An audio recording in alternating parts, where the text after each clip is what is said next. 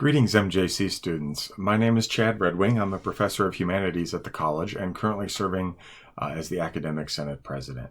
I wanted to reach out to you today in the midst of this global COVID-19 pandemic and large amounts of suffering around us and even within our own networks of family and friends. To remind you that often in crisis, we are transformed in ways that are also sometimes positive. To give you a very quick example, scientists are now noticing and recording reduced air pollution all around the globe. There is a strange reduction of rumblings and vibrations on the surface of the Earth. The Earth itself is actually growing quieter. And as it grows more quiet, humans all around the world in major urban areas are noticing that the birds seem louder.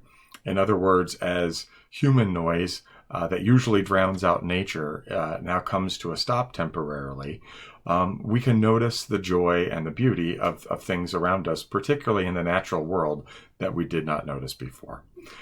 So I bring this message to you just to remind you that often as we go through crisis, when we come out of it, we are transformed in ways that are sometimes also positive. So I hope that each of you stays well. I'm extraordinarily proud of all the hard work that students are doing to persist despite everything going on around us, and hope that each of you is transformed in some way, some positive way, as we go through this crisis together.